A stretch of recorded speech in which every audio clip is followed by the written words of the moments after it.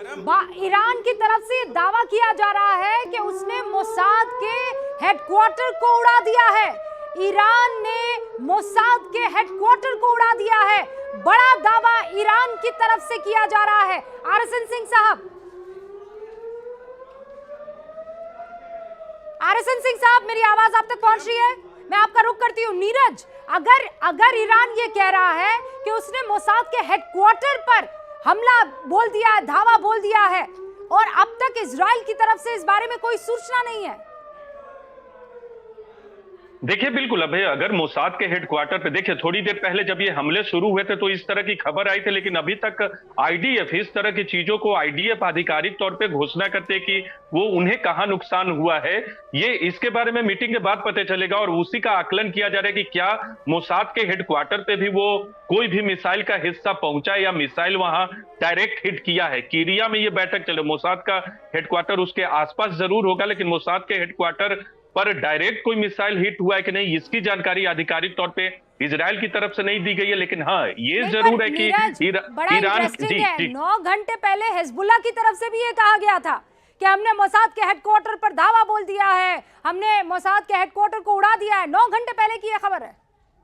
देखिए बिल्कुल हिजबुल्लाह की तरफ से दावा किया गया था, लेकिन ईरान के मिसाइल ने क्या मोसाद के हेडक्वार्टर को दावा टारगेट तो किया होगा, लेकिन क्या हिट किया है कि नहीं, दोनों में दो बातें अलग अलग है। आप टारगेट करते, कई बार हिट नहीं करते, कई बार हिट हो जाता है, लेकिन रॉकेट जब हमला करते हैं तो कई बार हिट हो जाता है, लेकिन वो टारगेट पे कई बार नहीं रहता। तेल अवीव में ऐसे कई हमले हुए थे हमास की तरफ से, जब वो भले न टारगेट पे लिए हो लेकिन वहां गिरा हो। जैसे अभी आपको याद होगा यमन के हुती की तरफ से एक ड्रोन अटैक जो हुआ था, वो अमेरिकी दूतावास के महज 50 मीटर के बगल से गया था।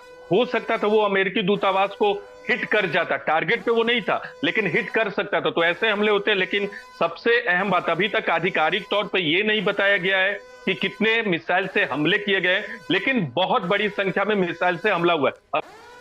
मतलब 1500 मिसाइल। अभी भी ये दावा जरूर किया जा रहा है ईरान की तरफ से या ईरान की तरफ से जो खबरें आ रही है, लेकिन जो सूचना हमें मिल रही है वो ये है कि 150 से 300 मिसाइलें दागी गई हैं और उनको टाइम रहते इंटरसेप्ट कर लिया गया है। ये जानकारी अब तक आ रही है और जो मेरे ख्याल से थोड़ा व्यवहारिक भी लग रही है। अब देखेंगे आगे किस तरह की इंफॉर्मेशन आती है, क्योंकि अभी दावे तो बहुत कुछ की जा रहे हैं। और अगर मोसाद का हेडक्वार्टर है, अगर वो उसको उड़ाया गया है तो ये मुमकिन है। ईरान के पास एक कैपेबिलिटी है। ईरान की मिसाइल्स जो हैं, खासकर खुर्रम शहर, वो मिसाइल जो है वो 5 मीटर के दायरे में गिरती है। और हमने 8 मुझे अगर सही बोल रहा हूँ 8 जनवरी 2020 जनरल कासिम सुलेमानी की हत्या के बाद जब ईरान ने हमला किया था इराक के एयरबेस पे, जहां अमेरिका की फोर्स तैनात है, तो वहां पे उसने उनके जो बंकर्स हैं और जो उनका जो एयरक्राफ्ट के शेड्स हैं वो उड़ा दिए थे, तबाह कर दिए थे। तो यहाँ पर बड़ी खबर आ रही है, बस सूत्र ये बता रहे हैं नीरज के इजराइल, जॉर्डन, इराक, इन्होंने अपने एयर स्पेस को बंद कर दिया है and that is the perfect route to Iran.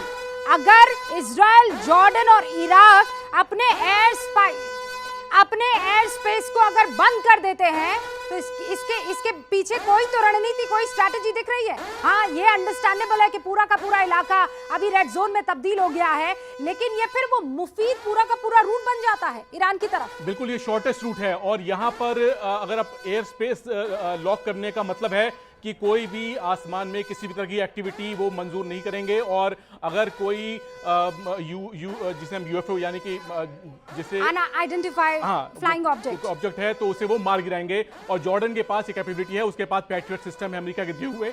और अगर उसने पिछली बार तो इनकार किया था, लेकिन मुमकिन है कि उसने इस बार इस खतरे को देखते हुए ईरान की कुछ मिसाइलों को रास्ते में खत्म किया हो, इसकी पॉसिबिलिटी है।